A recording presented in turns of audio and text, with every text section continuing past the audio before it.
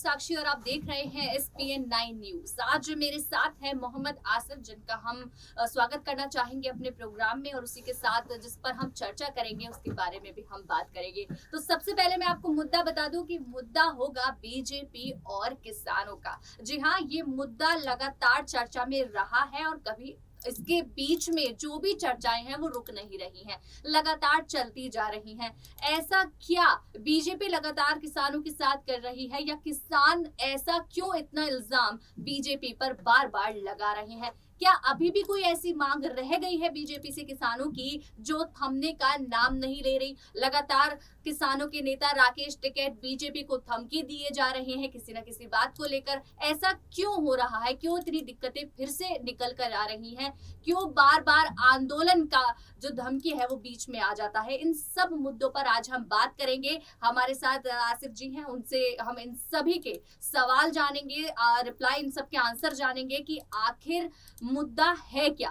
तो सबसे पहले मैं आपसे सवाल आसिफ जी ये जानना चाहूंगी कि जो किसानों को लेकर स्टार्टिंग से चलता आ रहा है ये मुद्दा, बीजेपी थोड़ा सा समय लगा रही है, लेकिन धीरे धीरे उनके जो भी मुद्दे हो रहे हैं उनको टालने की, कम करने की कोशिश कर रही है, फिर भी वो थमने का नाम नहीं ले रहा। अब फिर से राकेश टिकैत की तरफ से नाराजगी आ रही है बीजेपी को लेकर, तो वो किस बात की आ रही है? आखिर ऐसा अब क्या दिक्कतें उनको सामना करना पड़ रहा है? बिल्कुल, चलिए बहुत-बहुत शुक्रिया साक्षी, मुझे मौका देने के लिए। इसमें कोई शक नहीं, देखिए जो आज धमकियाँ, जो चेतावनी दे रहे हैं राकेश टिकैत, जो भारतीय किसान यूनियन के प्रवक्ता नेता भी हैं, बिल्कुल वो सही कर रहे हैं ना। आज बीजेपी जो सरकार में है, वो जिस तरह से ड्रामा कर रही है किसानों को लेकर, जिस तरह से जो है उन्हें धोखा दिया है किसानों को, जिस तरह से विश्वासघात किया है, वादाखिलाफी की है, बेशक इसमें कोई शक नहीं कि राकेश टिकैत जी बिल्कुल सही कर रहे हैं। और वो मामला क्या है? पूरा मामला ये है कि 3 नए कृषि कानून तो वापस हो गए। उसके बाद किसान जो है 6 मांगे रख दी उन्होंने कि जिस किसानों पर एफआईआर दर्ज हुई थी वो वापस ले लें आप।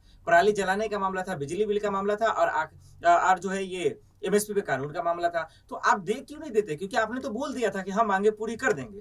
भाई रिजल्ट भी आ गए, 5 राज्यों के रिजल्ट आ गए, तस्वीरें आ गई, आप जीत लिए, खुशियां मना लिए, होली मना लिए, लेकिन आप किसान को भूल गए, उनके वादे को भूल गए। तो बिल्कुल सही है, राकेश टिकैत जो धमकी दे रहे हैं कि आंदोलन करेंगे, तो कहे क्या बुराई है? और सही में आप सोचिए कि फिर से जब ये आंदोलन शुरू हो जाएगा तो हम सब ने देखा कि क्या तस्वीर हुई थी। 15 महीना तक आंदोलन चला, टिकरी बॉर्डर, सिंघू बॉर्डर और गाजीपुर बॉर्डर पर। मैं खुद वहां मौजूद था। कितने लोगों को परेशानियां होती है, मुसाफिरों को दिक्कत होता है आने जाने में, ट्रांसपोर्टेशन में दिक्कत होता है। इन चीजों को सरकार समझे ना, लेकिन सरकार नहीं समझती। क्यों? क्योंकि इन्हें ड्रामा करना अच्छे से आता है, किसानों के साथ बदतमीजी करना आता है, और वो चाहते हैं कि किसान जो है सड़कों पर उतर जाए ताकि वो अपना राजनीति होती रहे। अगर सरकार को वाकई में फिक्रमंद होती, सरकार के अंदर ख्याल होता, किसानों को लेकर थोड़ा सा भी चिंता होती, तो आज ये नौबत नहीं आता और राकेश टिकैत को धमकी देने की जरूरत नहीं होती। मैं अभी भी कह रहा हूं कि अगर सरकार बात नहीं मानेगी तो शायद वो जो है सड़कों पे उतर जाएंगे, और उतर जाएंगे तो फिर हालत जो है पहले से ज्यादा भी बेकार हो सकते हैं। लेकिन जिस तरह से वो बार बार सड़कों पर उतर रहे हैं, आंदोलन कर रहे हैं, तो दिक्कतें तो सबसे ज्यादा कहीं ना कहीं किसानों को ही हो रही है ना,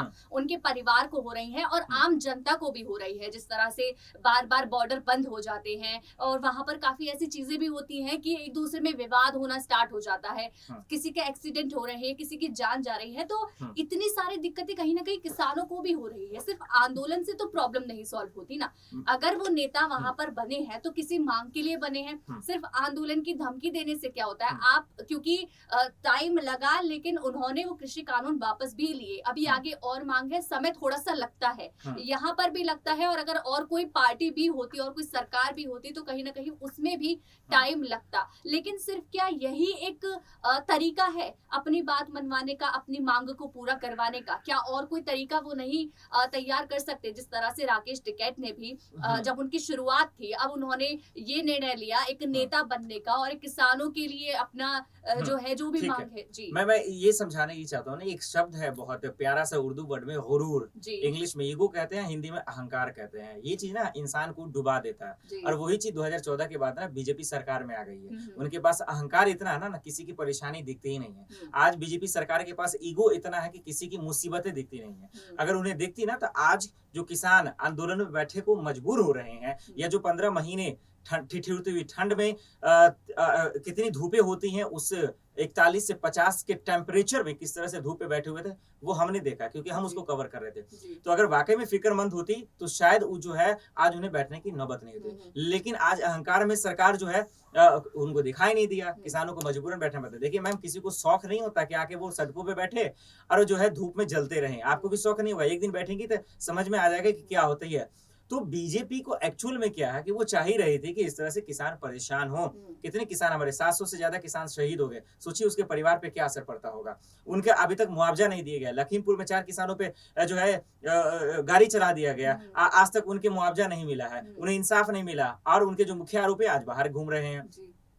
तो आज आप उनको मजबूर कर रहे हैं आने पे। आप उनकी मुसीबतें दूर क्यों नहीं कर देते? सरकार में आप क्यों आए? सोचिए, थोड़ा सा नेताओं को शर्म नहीं आता है? आपको लोगों ने चुना क्यों है? आपको इसलिए नहीं चुना कि आप इसी में बैठकर हवा खाएं और इतनी महंगाई में जो है लोगों से मंगाएं और खाते रहें। आपकी जिम्मेदारी है लोगों की मुसीबत को सुने, आपकी जिम्मेदारी है कि उनकी परेशानी को दूर करें। लेकिन आज नेता बेफिक्र हो चुके हैं, तो सरकार की जिम्मेदारी है। अगर वो सड़कों पे बैठते हैं तो सरकार की जिम्मेदारी है कि उसको हटाएं।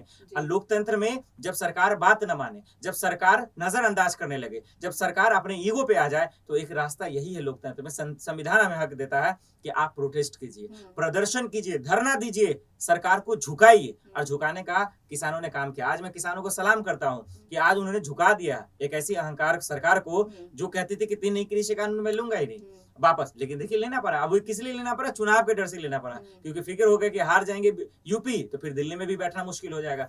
तो वही बात है, आज आपने वादा किया है कि मांगे पूरी करेंगे, तो करने में बुराई क्या, कर दीजिए। और नहीं करेंगे, खामा-खाम फिर वो बैठेंगे तो हालात और भी खराब होंगे। साक्षी, देखिए आपने अभी बात कही कि उन्हें अपनी बात मनवाने के लिए इस तरह से कार्य करने पड़ते हैं और प्रदर्शन ही एक कार्य है जिससे चीजें मनवाई जाती है, सरकार तक बात पहुंचती है। लेकिन आप एक बात बताइए कि तालियां सिर्फ एक हाथ से नहीं बजती, दोनों हाथ से बजती है।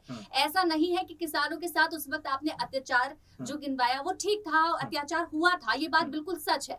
लेकिन उस वक्त जो लाल किला पर हुआ था, मैं एक मिनट रुकना चाहूंगा। जी, लाल किला का आप जिक्र, आपको मैं बोलूं कि आप एक देशद्रोही हो, आपको कैसा लगेगा? आपके कैरेक्टर पे मैं बोलूंगा कि आप खालिस्तानी हो, आपको कैसा लगेगा? मैं बोलूंगा आपको आतंकवादी है, आपको कैसा? आपको किसने हक दिया आपको बोलने का देशद्रोही, जब तक कि ये कानून साबित न कर दे? इससे पहले आप उन तमाम किसानों को आपने खालिस्तानी कहा, देशद्रोही कहा, आतंकवादी कहा, आपने कहा कि तालिबान चले जाओ, मवाली तक कहा, केंद्र बीजेपी के मंत्रियों ने कहा। आप किस हैसियत से उनको कहा? क्या किसानों का दर्द आपको? अच्छा, इतना ही नहीं, बीजेपी के ही सांसद वरुण गांधी ने किसानों की तारीफ की। उन्होंने कहा कि किसानों का खून मेरा खून है। तो एक तरफ आपके ही नेता उनकी तारीफ करते हैं, एक तरफ उनको गरिया रहे हैं, उनको देशद्रोही कर रहे हैं। बताइए, आतंकवादी जैसा शब्द कितना बड़ा शब्द है, आप उनको आतंकवादी घोषित कर रहे हैं। तो आपको शर्म हया होनी चाहिए। तो आपने जो लाल किला का जिक्र करे, उससे पहले मैं आपको बता दूं कि किसानों को किस तरह से जो है जलील किया गया, परेशान किया गया। तो ये चीज देखना चाहिए। लेकिन देखिए, जो मेरी बात थी वो ये थी कि लाल किला पे जिस तरह का उस वक्त जो दौर चला, जो काम जो हुआ था वहां पर, क्या आपको लगता है वो सही था? हालांकि ठीक है, वो प्रदर्शन कर रहे थे, वो वहां पर अपनी मांग के लिए पहुंचे, लेकिन मैं पूछना चाहता हूँ, गलत क्या हुआ? लेकिन गलत क्या हुआ? आप ये देखिए ना, लाल किला एक ऐसे, तो गलत क्या हुआ? सरकार कानून किसका है? आपने रोका क्यों नहीं? कानून किसकी थे? देखिए उस वक्त गवर्नमेंट किसके अंदर आती है? दिल्ली गवर्नमेंट। कानून व्यवस्था क्या कर रही थी? आपकी पुलिस क्या कर रही थी? जो बहुत बोल रहे हैं कि मेरा देश तरक्की कर रहा है, पुलिस कानून व्यवस्था अच्छा हो रहा है, दोस्त क्या कर रही थी? क्यों ड्रामा कर रही थी पुलिस? देखिए, रोकने की किसान कैसे गए वहां? रोकने की पूरी कोशिश। कानून से कोई बढ़ जाएगा क्या मैम? ये बताइए, कानून से कोई बढ़ता नहीं है। आपकी पुलिस क्या कर रही थी? ये बोलिए ना कि सिस्टम सड़ चुका है आपका, ये बोलिए कि सिस्टम मर चुका है। देखिए, लाल किला एक ऐसी जगह है जहां पर उस वक्त जो हुआ वो देश द्रोही ही कर सकता था। जो उस वक्त अगर वो शब्द निकल कर आए हैं तो वो कहीं ना कहीं बहुत गलत हुआ था। प्रदर्शन अपनी गलत हुआ, वहां जाने देने की जिम्मेदारी किसकी है? आपको पता है ना, 26 जनवरी 15 अगस्त एक ऐसा त्योहार है जिसमें आप जो है बिना पूरे जांच के आप वहां एंट्री नहीं कर सकते। आपको ये चीज पता है कि नहीं? फिर वो कैसे चले गए लोग? पुलिस क्या कर रही थी? अब वो भी उस दिन। तो फिर आपको सोचना चाहिए ना कि प्रशासन क्या कर रही है, कानून व्यवस्था कहां से हो रही है? प्रशासन वहां उठेगी तो कहीं ना कहीं मिली भगत से सारी चीज हुई, घटना। हाँ, घटना हुई, फिर घटना हुई, अगर रोकने की कोशिश करी, उसके बाद यही चीजें हुई, उनको दिक्कतें सामने उन्हें करना पड़ा। किसानों को वहां पर कितनी ज्यादा एक्सीडेंट देखने को मिला है। मैं मानता हूँ कि कोई अराजकता तब आया, कोई गलत किया, आप उसको पकड़ो जेल में डालो ना, पुलिस कर क्या रही है? मेरा तो सीधा सवाल है। जी। पुलिस का काम है ना इसको कंट्रोल करना। में जी। देखिए सारी चीजें यही है। आज बीजेपी की सरकार है, दिल्ली में लॉ एंड ऑर्डर जो है बीजेपी के अंदर आता है। अगर वो सही में होती तो जो हिंसा हुआ दिल्ली हिंसा, ना वो होता और ना ही जो लाल किला हिंसा हुआ ना वो होता, क्योंकि कानून व्यवस्था आज सर चुकी है और राजनीति के दबाव में आकर जो उनकी जिम्मेदारियां हैं, जो उनकी जमीर है, उसको पूरी तरह से बेच चुकी है। जी बिल्कुल, देखिए जिस तरह से जो भी चीजें हुई, चाहे वो लाल किला को लेकर हुआ, चाहे वो आंदोलन को लेकर हुआ, आपने ये बात ठीक कही कि अगर कोई किसी भी चीज की मांग करनी होती है तो प्रदर्शन से ही वो होती है। एक सरकार के लिए पहले प्रदर्शन, हमें आंदोलन करना पड़ता है, तब जाकर हमारी वो मांगे पूरी होती हैं। तो कहीं ना कहीं किसानों को लेकर भी ऐसी कई सारी चीजें हैं जो राकेश टिकैत मांग लेकर पहुंचे हैं और आंदोलन की बार बार सरकार को धमकी दे रहे हैं कि हम आंदोलन कर देंगे, हमारी मांगों को पूरा करो, लेकिन वही सरकार वही अपना समय लगा रही है उन चीजों को लेकर। तो अब देखने वाली बात यही होगी कि क्या सरकार अब किसानों की सुनती है, क्या अब आंदोलन होगा? अगर सरकार नहीं सुनती तो राकेश टिकैत नेक्स्ट क्या स्टेप अब लेने वाले हैं, वो देखने वाली बात होगी। इससे पहले मैं धन्यवाद करना चाहूंगी, आपने हमारे सवालों का जवाब दिया है और साथ ही जो भी हमें जानना था उसके बारे में आपने बताया, और ऐसी और अपडेट्स हम लगातार लाते रहेंगे। उसके लिए देखते रहिए SPN 9 न्यूज।